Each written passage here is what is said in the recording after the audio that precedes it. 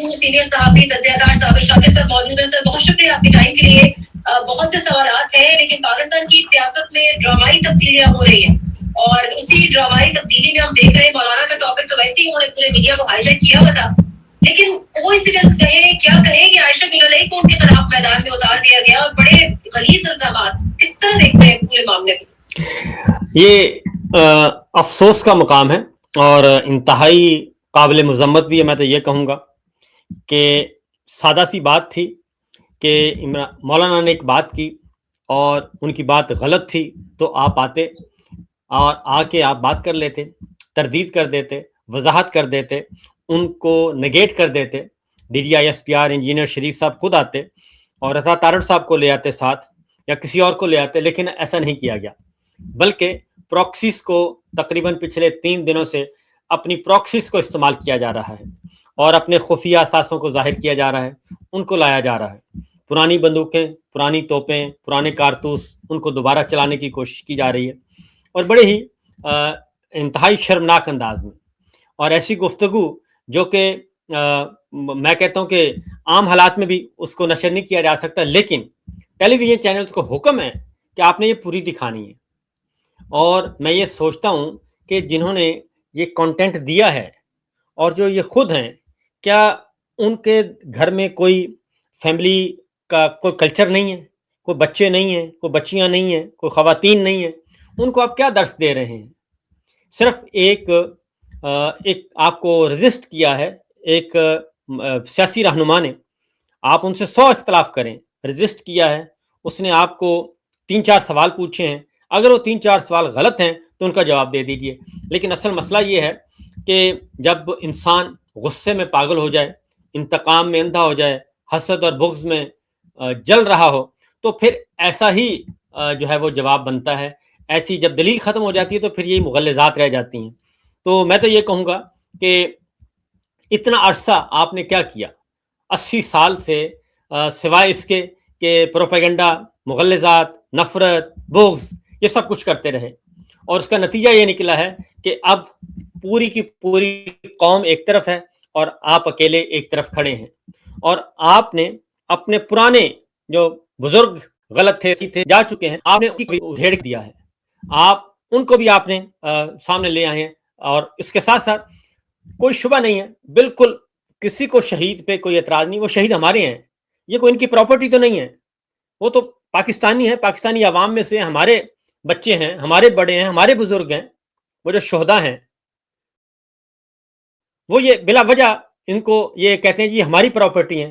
ہماری پراپرٹی بن کر وہ کوئی پلاٹ نہیں ہے کہ آپ کے نام رجسٹری ہو گئی ہے, وہ کوئی کمرشل پلاٹ نہیں ہے, وہ پوری قوم کا ایک سرمایہ ہے.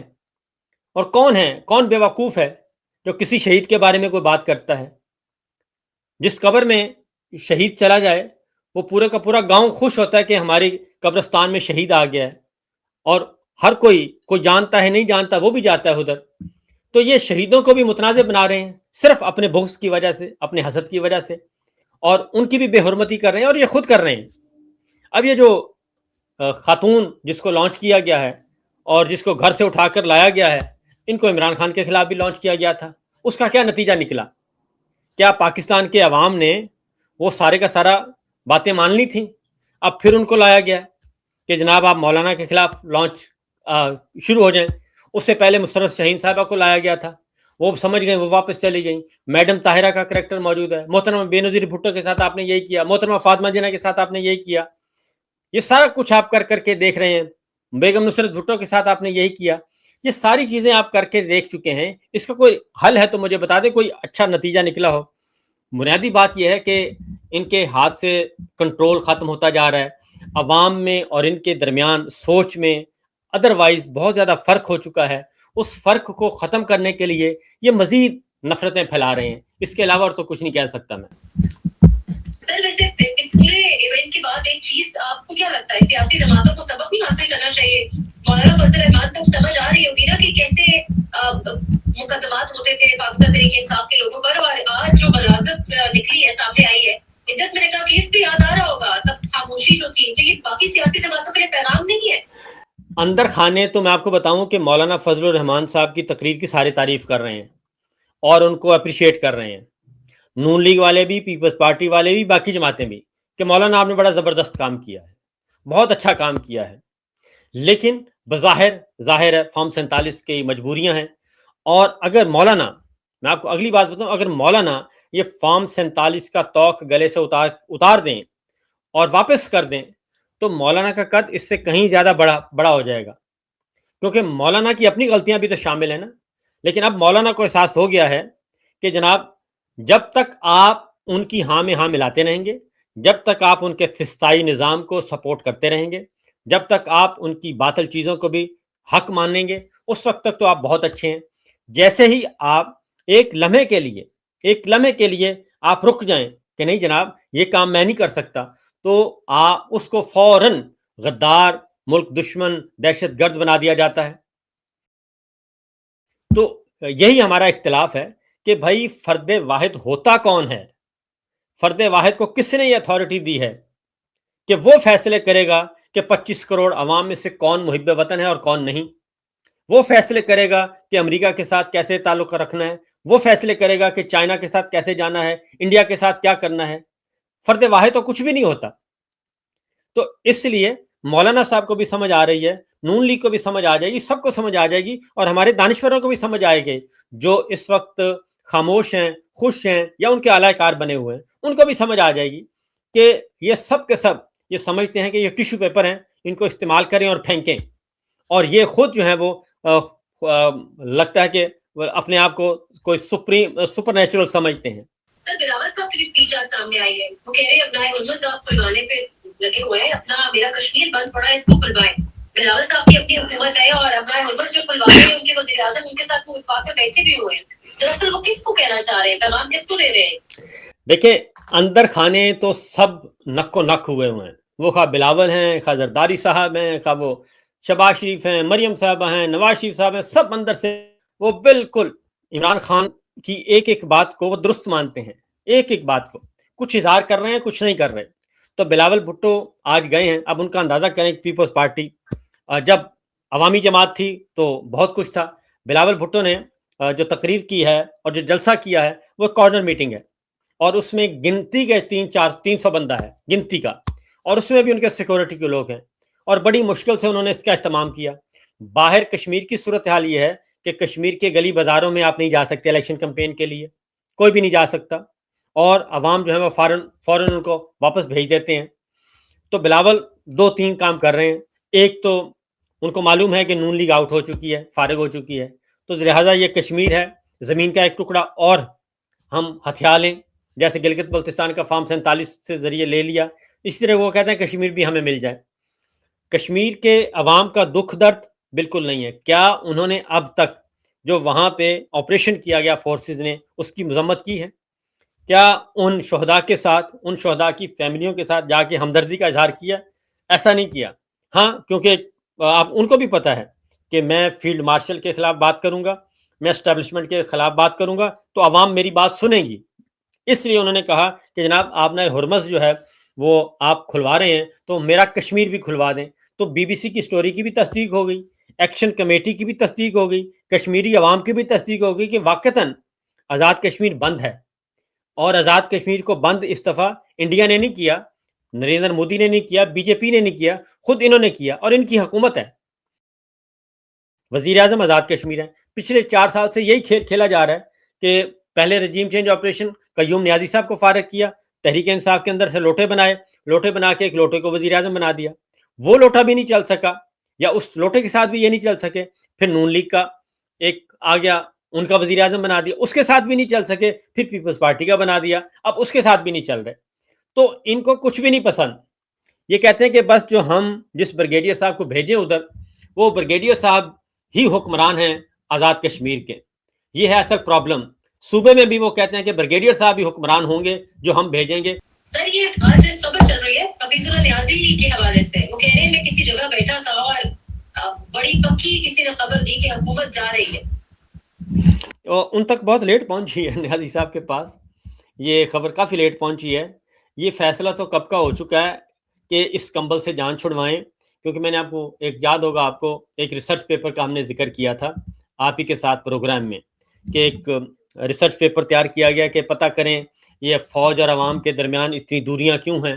تو کسی نے کہا کہ جناب سب سے زیادہ مسئلہ ہے کہ ہم نے نون لیگ کو کیوں سپورٹ کر رہے ہیں, نون لیگ کے خلاف نفرت ہے عوام میں, ہم اس کو سپورٹ کریں اس لیے ہمارے خلاف بھی ہے, لہذا نون لیگ سے تھوڑا سا دور ہو جائیں تو ہم اور عوام پھر ایک دوسرے کے قریب آ جائیں گے. کسی نے کہا کہ نہیں یہ عمران خان صاحب کی وجہ سے ہو رہا ہے, کسی نے کہا نہیں پیپلز پارٹی کی وجہ سے ہو رہا ہے. اصل مسئلے کی طرف کوئی نہیں سوچ رہا. اصل مسئلہ یہ ہے کہ پاکستان نہیں چل رہا, آپ کا رجیم چینج آپریشن پاکستان کے عوام نے قبول نہیں کیا, اور وہ جو سافٹ کو ہوتا ہے یا سافٹ ریولوشن ہوتا ہے, وہ سافٹ ریولوشن 8 فروری 2024 کو آ چکا ہے پاکستان میں. پاکستان کے عوام نے ووٹ کی پرچی سے انقلاب برپا کر دیا ہے. اب اگر آپ اس ووٹ کی پرچی کے انقلاب کو تسلیم نہیں کر رہے اور اس کے خلاف مزاحمت کر رہے ہیں, طاقت کا استعمال کر رہے ہیں, جتنا زیادہ آپ طاقت کا استعمال کرتے جائیں گے وہ انقلاب جو ہے وہ مزید فولاد کی طرح آگے بڑھتا جائے گا اور مزید مضبوط ہوتا جائے گا. ظاہر ہے جب آپ سافٹ ریولوشن کو اور ریولوشن کو روکتے ہیں, ایوولوشنری ریولوشن کو, تو پھر اگلا جو ہے وہ مزید خطرناک ہوتا ہے, پھر بنگلہ دیش والا حال ہوتا ہے. پھر اقتدار کے ایوانوں سے عوام اٹھا کے باہر پھینکتے ہیں, پھر ہیلی کاپٹر کے ذریعے بھاگنا پڑتا ہے 15 سال کے اقتدار کے بعد بھی. تو پھر آپ کو دبئی میں جا کے پناہ لینی پڑتی ہے, پھر آپ کو جا کے انڈیا میں پناہ لینی پڑتی ہے. تو ایسی پناہ سے پہلے ہی اپنے آپ کو ٹھیک کر لینا چاہیے. تو نیازی صاحب کے پاس بہت لیٹ خبر پہنچی ہے, یہ خبر بہت پرانی ہے. اب صرف یہ ہے کہ اس کمبل سے کیسے جان چھڑوایا جائے, کیونکہ عمران خان صاحب کے پاس جو پیغام بھیجا گیا تھا تو عمران خان صاحب ان کو کندھا دینے کے لیے تیار نہیں ہیں. وہ کہتے ہیں کہ یہ آپ کے جنازے ہیں, آپ کے یہ سیاسی جنازے ہیں, آپ جانیں اور یہ سیاسی جنازے جانیں, مجھے صرف فری اینڈ فیئر الیکشن چاہیے. آپ مجھے فری اینڈ فیئر الیکشن دے دیں, بات ختم, آپ اپنے گھر میں اپنے گھر, اور اس کے بعد پاکستان کو آگے لے کے بڑھیں گے. یہ جو ہے نا جی, پہلے ہمارے ساتھ طے کریں اگلا سیٹ اپ کون ہوگا, اگلا وزیر اعظم کون ہوگا, اگلا صدر کون ہوگا, ہمارے ساتھ پاور شیئرنگ کیسے ہوگی, تو وہ پہلے ہمارے ساتھ طے کر لیں, ہمیں کچھ نہیں کہا جائے گا اور اس کو بھی کچھ نہیں کہا جائے گا. تو یہ جو باتیں ہیں وہ عمران خان صاحب اس کے لیے تیار نہیں ہیں, ورنہ تو یہ ایک لمحہ ضائع کیے بغیر اس حکومت کو فارغ کرنے کے لیے تیار ہیں.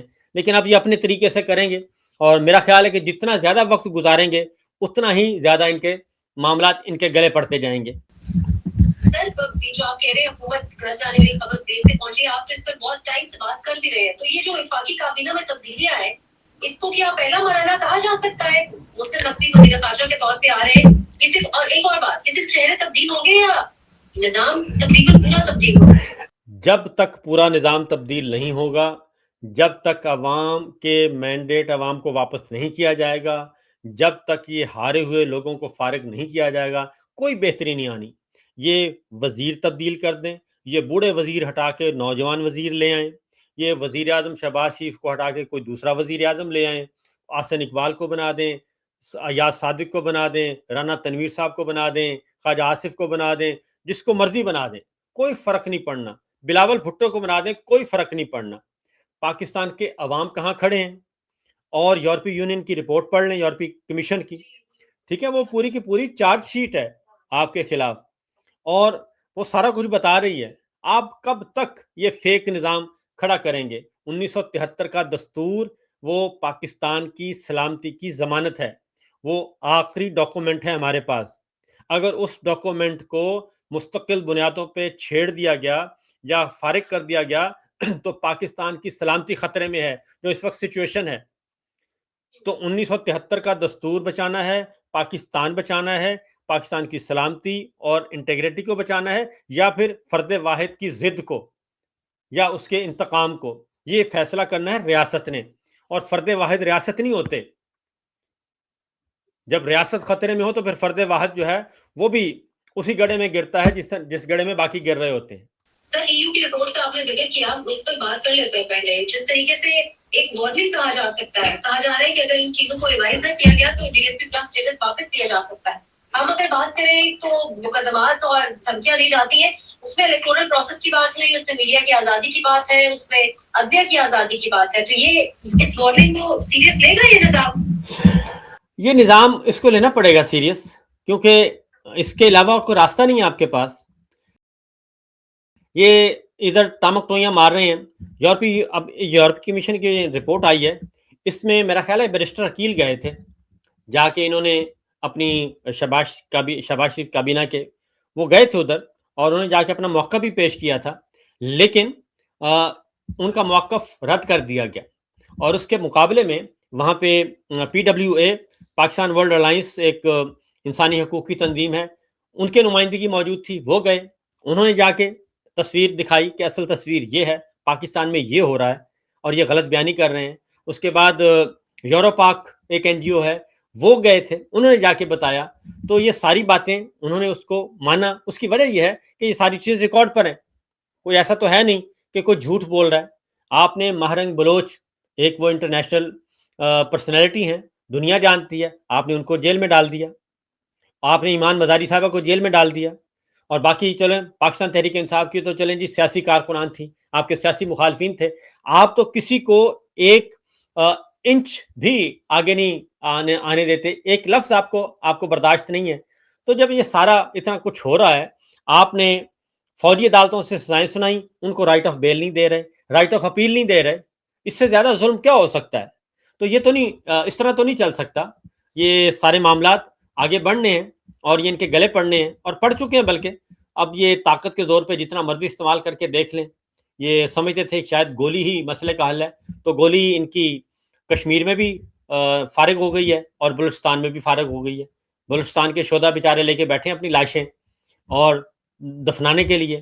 ان سے آپ ایسے وہ مذاق کر رہے ہیں کہ کیا وہ بلوچستان کی پولیس کے جو نوجوان تھے, بلوچستان پولیس کے, وہ شہید, کیا وہ شہید نہیں ہیں؟ کیا وہ انسان نہیں ہے؟ کیا وہ پاکستان کے شہری نہیں ہیں؟ صحیح. تو یہ کی رپورٹ ہے, اس کو ایک اور پرسپیکٹو بھی ہے. دیکھیے PU کی جانب سے رپورٹ آنا, نظام کو جو ایک وارننگ دی گئی ہے, آپ کو لگتا ہے ان سے ان کی آقا بھی بین الاقوامی آقا اب خوش نہیں ہے اور ان کو ایک پیغام دیا جا رہا ہے, یا ان سے کوئی لین دین کیا جا رہا ہے, بات یہ نہیں کری کہ مطلب کیا چل رہا ہے؟ ان کو استعمال کیا جا رہا ہے, بڑے فضول طریقے سے یہ استعمال ہو رہے ہیں, اور یہ استعمال ہوتے رہیں گے. اس وقت تک استعمال ہوتے رہیں گے جب تک یہ اپنے پاکستان کے اندر اپنے گھر کو سیدھا نہیں کرتے. اس کی وجہ یہ کمزور ترین پوزیشن میں ہے, اور جب بھی یہ ڈیل کرنے جاتے ہیں تو یہ ایک ہی بات کرتے ہیں کہ ہمیں عمران خان سے بچا لیں اور انسانی حقوق کی طرف توجہ نہ دیں. جو ہم ڈیل کر رہے ہیں, ہم آپ کو سرو کرنے کے لیے تیار ہیں, تو وہ اس سے فائدہ اٹھا رہے ہیں.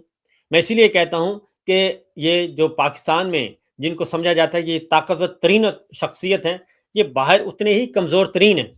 کیونکہ پاکستان کا مقدمہ لڑنا ہے آپ نے, تو پاکستان کا مقدمہ وہ لڑے جو سٹرونگ ہو, جس کی آئینی, قانونی, اخلاقی, جمہوری پوزیشن مستحکم ہو, جو جا کے بات کر سکے. ان کے پاس تو کچھ بھی نہیں ہے, ان کی تو کوئی پوزیشن نہیں, ان کی تو اخلاقی پوزیشن ہی نہیں ہے, باقی تو چھوڑ دیں.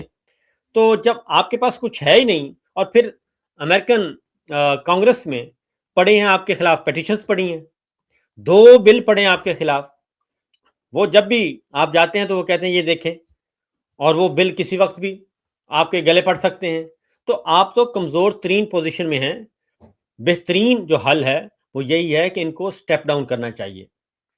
سٹیپ ڈاؤن کر کے اہل لوگوں کو, جو جن کا کوئی, جس پہ کوئی بار نہ ہو, ان کے حوالے کر دینا چاہیے. یہ ریاست, یہ نظام, یہ مملکت ان کے بس کی روگ نہیں ہے, یہ بالکل ناکام ترین ہو چکے ہیں. سر 5 اگست تحریک کا آغاز, اور محمود خان رضوی بھی آج اناؤنس کر چکے ہیں کہ پاکستان تحریک انصاف کے نوجوان تیار رہیں, تیاری پکڑیں, کیونکہ 5 اگست سے ہم سڑکوں پر آئیں گے. کیا ہوگا, کیا دیکھ رہے ہیں آپ اگست میں؟ میرا خیال ہے کہ وہی حفیظ اللہ نیازی صاحب نے جو بات کی ہے نا, یہ کلوزنگ سیریمنی کی طرف معاملات جائیں گے, اور اگر پیار محبت سے, عقل و شعور سے, اور آپس میں بیٹھ کے یہ معاملہ طے کر لیں تو بہت اچھی بات ہے. سمپل سی بات ہے, بلوچستان آپ کے پاس نہیں ہے. آج صبح جو مستونگ میں ہوا, آپ نے وہ دیکھا کہ ہمارا میڈیا رپورٹ نہیں کر رہا. اگر میڈیا رپورٹ نہیں کرے گا تو کیا وہ واقعہ, اس کی شدت, حدت, نقصان, کیا وہ ختم ہو جائے گا؟ عالمی ذرائع ابلاغ نے رپورٹ کر دیا, سارا کچھ ہو گیا, بتا بھی دیا, اور ویڈیوز بھی آ گئیں. جی خوفناک میں کہتا ہوں خوفناک تصویریں ہیں, اور بسیں جل رہی ہیں, اور ابھی تک شہادتوں, ہلاکتوں کا کوئی پتہ نہیں ہے, کوئی بتایا نہیں جا رہا. تو جب یہ سچویشن ہے, یہ سب سے بڑا صوبہ ہے پاکستان کا, بلوچستان جو ہے, اور پھر دوسری جانب کشمیر کو دیکھ لیں، پنجاب آپ نے زبردستی اس پہ کیا ہوا ہے، پنجاب میں آپ کا وہ فسطائیت کی وجہ سے یہ حالات و واقعات ہیں. گلگت بلتستان آپ کے پاس نہیں ہے، سی پیک روٹ آپ کا بند ہے، چائنا آپ سے ناراض ہے، اور آپ جا رہے ہیں کہ جناب ہم نے دنیا کی جنگیں لڑنی ہیں، تو اپنا گھر سیدھا نہیں ہے. تو اس لیے مجھے نہیں لگتا کہ یہ سروائیو کرنے والی چیزیں ہیں. آپ نے ایک طرف غریبوں کو آپ 1 روپے کا فائدہ دینے کے لیے تیار نہیں، پی آئی اے کو آپ نے 4 ارب روپے کا فائدہ دے دیا ہے، 4 ارب روپے کا ٹیکس یہ چھوٹ دے دی ہے، اور 10 ارب روپے کا پی آئی اے دیا، 14 ارب روپے کی پراپرٹی دے دی. تو یہ اس حد تک بندر بانٹ ہو رہی ہے. مونال کیس جس پہ بہت زیادہ شور مچایا گیا تھا، وہ مونال کیس کیا ہے؟